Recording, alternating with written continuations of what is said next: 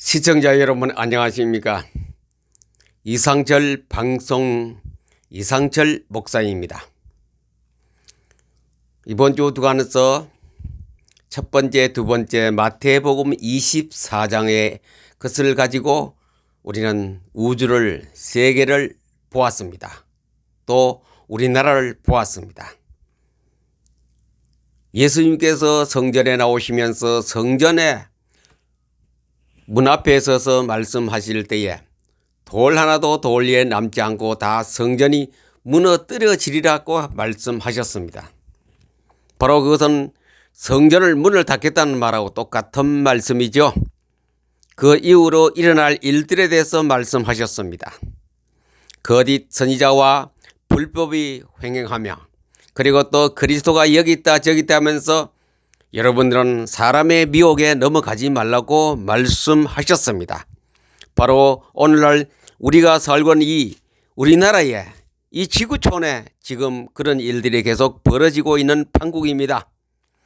난리 소문이 일어나고 난리와 난리 소문이 계속 뉴스를 통하여 일어날 것이고 민족이 민족을 나라가 나라를 대적하여 일어나겠고 곳곳에 기근이 일어나 있으니 이것이 바로 재난의 시작이라. 아직 본 재난에 들어가지도 않았는데 재난의 시작이 그렇게 무시무시하게 우리 곁에 우리 주위에 지금 코로나 이 벌레 때문에 전 세계가 난리가 났습니다. 특별히 중국, 우리나라 또 아메리카, 유럽 엄청난 일들이 일어나고 있습니다. 유럽에서는 수많은 사람이, 중국에도 수많은 사람이, 우리나라도 70명 이상 사람이 죽었습니다. 벌써 좀 며칠 사이에 좀 줄어드는 것 같아도 이것이 언제 끝날지 상당히 지금 우리가 두려움 속에 있습니다. 사람들이 이런 돌 하나도 돌 위에 남지 않고 교회가 문을 닫을 때에 우리를 환란에, 기독교인을 환란 속에 집어넣고 또 죽이기도 하고 모든 사람으로부터 미움을 받는다 그랬거든요. 참 무서운 시대가 다가오고 있습니다. 불법이 성하고 이렇게 된 시기에 복음이 땅끝까지 증거될 때에 세상은 끝이 온다 그랬거든요. 그리고 또 멸망에 가증한 것이 거룩한 곳에 선거등 보거든 알 깨달으라. 멸망에 가증한 것 바로 사단의 세력들이 우리가 거룩한 성전에 거기서 지배하고 그 자리를 차지할 때는 깨달아야 이 마지막이 왔다는 거. 거룩한 곳에 하나님을 예배하고 하나님을 찬양하고 성도들이 모여서 교제하는 그곳에 사단의 세력이 귀신의 세력이 거기 차지할 때 그것은 바로 주님이 문밖 가까이 오셨다는 증거 바로 징조라고 그렇게 예수님께서 말씀하셨습니다. 그럴 때에 옷이 있다고 해서 밖에 있으면 거독가들어 집에 들어가지 말고 산에 있다고 집에 들어가서 귀한 보물을 가져오려고 그렇게도 하지 마시고 그냥 그대로 하지 말라 했죠. 그런 때는 내가 살기 위해서는 산에 있으면 산으로 도망가고 그렇게 하라. 환란이 지금 코앞에까지 우리에게 다가왔다고 그렇다고 해서 당장 내일이 모레가 그건 알 수 없어요. 그 시간표는 예수님도 모른다 그랬거든요. 예수님이 이 땅에 오시는 이런 날도 예수님이 몰라요. 하나님 보내주셔야 예수님 오는 거지요. 그러나 이런 환란 속에 택한 자들은 동에서 서까지 번쩍이는 번개와 같이 모든 사방에서 다 주님이 다 모으리라 그랬습니다. 이런 환란이 지나간 다음에는 요한계시록에 말씀하신 대로 해가 어두워지고 달빛이 빛을 내지 하며 별들이 하늘에 떨어진대. 그래 3분의 1의 나팔 불 때입니다. 3분의 1의 햇빛이 없어지고 달빛도 없어지고 그래 푸른 녹색 식물들은 제대로 탄소 동화적을 못하기 때문에 먹을 양식이 줄어들 수밖에 당연한 것이죠. 그런 때가 우리 앞에 올 때 예수님 또다시 무화과 나무의 가지가 연하여지고 잎이 피면 여름이 오는 것은 삼척동자도 잘 아는 사실과 같이 이런 징조가 있을 때에 내가 너희 집 가까이 왔다. 인자가 곧 문 앞에 이런 줄 알라. 예수님 우리가 가까이 오는 거예요. 그래 땅에서는 통고하겠지요. 그러나 우리는 주님을 만날 날 기대와 기쁨과 소망을 가지고는 이제 인내하는 사람이 큰 하나님의 영광을 곧 예수님의 영광 자리에 우리가 들어가게 될 것이죠. 오늘은 세 번째 시간으로 마태복음 25장이 되겠습니다. 25장 코로나 안경으로 우주를 바라보자. 우리는 코로나의 벌레를 통하여 우주 곧 성경의 우주 아닙니까? 성경을 들여다봐요. 성경 속을 들어가봐서 하나님이 이런 시대에 어떻게 우리 보고 살아야 할 것인가 그것을 보면 되겠습니다. 이 마인드맵 보실 때는 요 화살표 있죠. 여기서부터 이렇게 돌아갑니다. 이렇게 끝.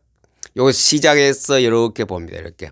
이 가운데는 이 내가 마인드맵을 작성할 때의 중요한 키워드.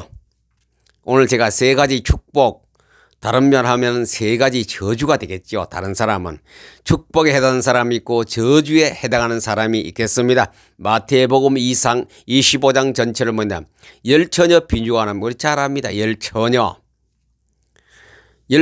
다섯 처녀는 밀어나고 다섯 처녀는 슬기롭다는 그랬으니까 다섯 처녀가 축복을 받았지요. 늘 깨어있는 자였습니다. 다 같이 잠을 자지만 그는 깨어 있었습니다. 기름을 준비했지요. 다시 말로 성령으로 충만했습니다. 다섯 처녀는 그 말씀으로 항상 충만했어요. 말씀에 하나님 말씀으로 약속의 말씀으로 충만한 것이 바로 성령 충만이겠죠. 저주받은 다섯 처녀 깨어있지 못한 자 인본주의로 육신적으로 씩씩 잠만 자고 살던 그런 처녀가 되겠습니다. 말씀으로 충만치 못하니 성령의 충만이 되지 못했어요. 이게 영적 귀가 캄캄했지요. 미련한 다섯 처녀는 하나님이 예수님이 언제 재림하시고 언제 오시고 앞에 24장에 그 징조에 대해서 관심 없습니다.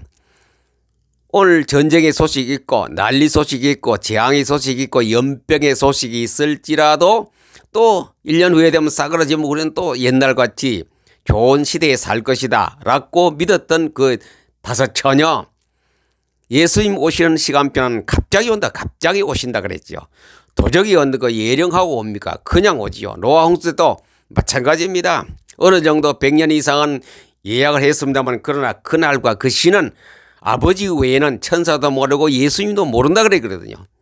그런 시대를 우리는 항상 성령 충만으로 항상 말씀 충만으로 준비했을 때에 이게 축복과 저주가 갈라진 속에 우리는 여기 들어가야 되겠죠. 그 다음에 달란트에 대해서 얘기를 합니다. 축복, 현재 맡은 일에 충성한 자. 독일에 유럽에서 우리가 흔히 쓰는 말이 있지요. 내일 지구가 망하더라도 오늘 한 그루의 사과나무를 심는다는 말이 있지 않습니까? 그 얘기를 하고 있습니다. 이 성경에서 나온 말이죠. 현재 일을 충실하지 현재.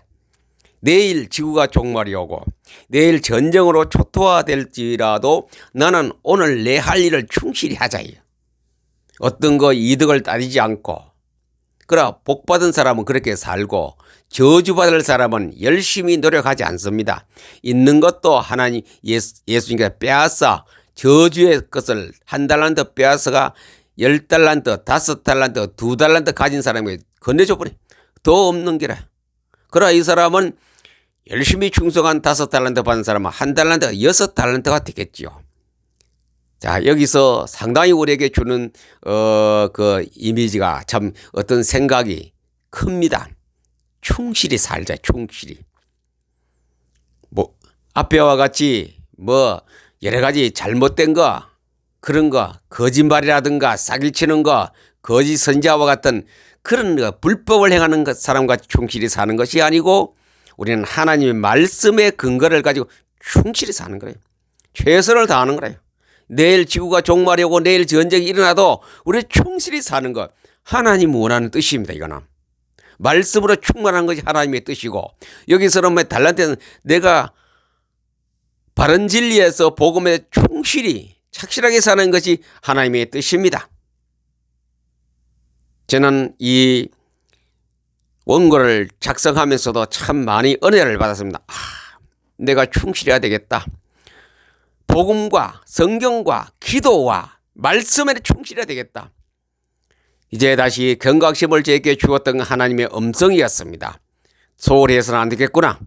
내가 하나님 말씀에 더 깊이 심도 있게 들어가야 될 것이고 기도도 정말 더 깊이 들어가야 되겠다. 하나님과 1대1 독대하는 기도 속에서 이 어려운 시대에 교회는 다 문을 닫았는데 우리가 예배 드릴 곳이 없었기 때문에 나 홀로 예배, 차를 타든지 일을 하든지 시장을 가든지 내 업무에 있을 때라도 1대1로 하나님께 예배 드리는 거, 셀프 예배에 성공해야 되겠다. 그래야 내가 복받은 사람이 안 되겠느냐. 달란트 비유가 주시는 하나님의 메시지였습니다. 저에게. 그 다음에 열천업 이놈입니까? 말씀에 충만하자. 이것이 달란트가 이 마태복음 25장이 주는 저에게 메시지였습니다. 그 다음에 마지막, 이거 굉장히 중요합니다. 지극히 작은 자 대접. 예수님이 그렇게 말했죠. 지극히 작은 자 대접할 때 이렇게 말했습니다. 내가 줄일 때 너희가 먹을 것을 주었고 목마를 때 마시게 하였고 나그네 되었을 때에 영접하였고 헐벗었을 때 옷을 입혔고 병들었을 때도 돌아보았고 옥에 갇혔을 때 와서 보았느니라. 이에 의인들이 대답하여 이르되 주여 우리가 어느 때 주께서 줄이신 것을 보고 음식을 대접하였으며 목마르신 것을 보고 마시게 하였나이까. 어느 때 나그네 된 것을 보고 영접하였으며 헐벗으신 것을 보고 옷 입혔나이까. 어느 때 병드신 것이나 옥에 가신 것을 보고 가서 배웠나이까 할 때 그때 말합니다. 마태복음 25장 40절에 예수님이 그 해답, 그 해석을 합니다. 임금이 대답하여 이르되 내가 진실로 진실로 너희에게 이르노니 너희가 여기 내 형제 중에 지극히 작은 자 하나에게 한 것이 곧 내게 한 것이니라고 하시고. 지극히 작은 자 누구겠습니까? 지극히 작은 자 불법 행하는 자입니까? 자기 배 채우는 자겠습니까? 지극히 복음 속에 복음으로 살려하고 복음으로 말씀대로 살려가는 그 지극히 자. 형식적으로나 말씀드리면 주의 종들 아닙니까? 주의 종들입니다. 복음의 일평생을 자기 몸을 던지는 사람에게 그 사람이 지극히 작은 자입니다. 저 시골 산전 벽두에서 목회하는 목사님들, 그리고 전도사님들 있지 않습니까? 그 지극히 작은 자입니다.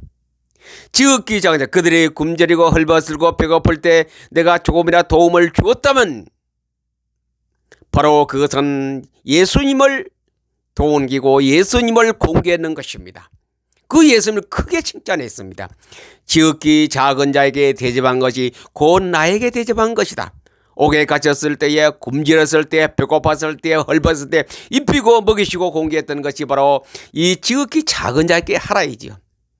지금 우리가 물질로 풍족합니다만 그러나 지극히 작은 자가 곳곳에 수없이 많이 있습니다. 그들은 말 안 하지요. 잘 말 안 합니다. 내가 배가 고프다, 내가 벗었다, 가난하다, 없다, 병들었다 말 안 합니다. 일반 불신자는 말하겠죠. 그러나 이 진심으로 복음 가진 주의 종은 이 얘기를 안 하거든요. 그러니 예수님 다 아시고 계십니다. 지극히 작은 자 그들에게 찾아가서 돈 한 푼, 쌀 한 톨, 빵 하나, 떡 하나, 치료비 이렇게 낸 자에게 예수님 크게 칭찬했습니다. 축복 그렇게 지극히 작은 자에게 대접한다는 영생에 들어가리라.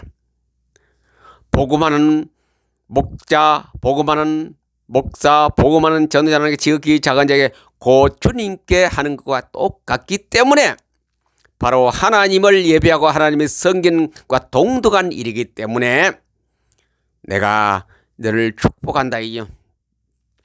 선지자 되면 선지자상을 받고 의인을 대접하는 의인의 상을 받는 말이 바로 여기서 해석이 이렇게 되어집니다. 그러나 그것을 아무도 돌보지 않고 그 사람은 영벌의 저주 속으로 지극히 작은 자 대접하고 사실 우리 사는 사회에서는 지극히 작은 자 축에도 안 끼워줍니다. 저 못난이 가난하고 헐벗고 병들었고 그렇게 사는 사람을 어떻게 하느냐? 목회 잘못해서 그렇다. 신앙이 부족해서 그렇다. 열심히 안 해서 그렇다. 그러나 예수님 볼 때는 그 관점이 완전히 다릅니다. 우리가 노는 눈하고는. 지금은 내가 많이 있고 내가 좋은 집에 살고 내가 떵떵거리는 큰 평수의 아파트에 살고 내가 많은 곳에 칭찬받고 박수받는 사람을 우리는 예수님 볼 땐 그 지극히 작은 자 아니죠. 그 사람에게 도와줄 필요가 없습니다. 자격이 다 있는데 그 사람에게 병원에 있을 때 뭐 찾아갈 필요도 없고 헐벗어 닦고 헐벗은 일도 없지만도 그 사람에게 대접하지 말아요. 이 세 가지 큰 우리에게 사명이 될 뿐 아니라 복의 축복의 길 속을 우리를 안내하고 있는 이 마지막 예수님의 설교 아닙니까? 말씀으로 항상 충만하라이죠. 말씀으로. 그리고 현재를 충실히 하라이죠. 내가 맡은 일, 목사가 되었든 장로가 되었든 집사가 되었든 주일학교 판사가 되었든 반주자가 되었든 전도자가 되었든 내 하는 일에 최선을 다하라이죠. 내일 전쟁이라고 지구가 종말해와도 그리고 옆에 보면 돌봐야 되는데 정말 배고픈 자, 배고픈 복음 전하는 자, 배고픈 사역자, 헐벗은 사역자, 굶주린 사역자, 병든 사역자 이렇게 거기에는 돈 10,000원이 돈 1,000원이 중요하거든요. 돈 많은 사람에게 1억 갖다 주는 것보다 그 사람에게 돈 1,000원이 더 중요한. 그래 지극히 작은 자를 대접하라이죠. 선지자 대반 선지자 상을 받고 의인을 대접한 사람은 의인의 상을 받는다 했사오니 바로 이런 게 세 가지 교훈. 말씀 충만, 내일의 충실, 지극히 작은 자 대접하는 것. 예수님이 공식적인 이 중요한 메시지 마태복음 25장에 설교를 하셨던 것입니다. 주의 종의 어려움을 돌보는 자가 가장 큰 상이다. 그것이 큰 하나님의 상급을 받는 중요한 일을 한 우리가 신앙생활 중에 하나이기도 합니다. 그저께부터 시작해서 마태복음 24장, 25장에 대해서 예수님이 힘주어 말하시고 아주 핵심적인 것을 제가 간단히 여러분들에게 함께 요약을 해서 나누어 보았습니다. 여러분들 이 코로나 전국 세계를 강타하는 이 코로나 시대에 우리는 이 코로나를 통하여 많이 배워야 합니다. 내가 형질해야 될 것이고 말씀으로 충만해야 될 것이고 참 이럴 때 배고픈 자를 돌봐야 될 것이고 또 우리는 내 자신이 어떻게 처신해야 될 것인가. 다시 마태복음 24장을 깊이 단어 하나하나를 새기게 하면서 읽어가면서 이 시대에 살아가는 현명하고 지혜로운 신자가 되기를, 목회자가 되기를, 기독신자가 되기를 우리 주 예수 그리스도 이름으로 축복합니다. 감사합니다.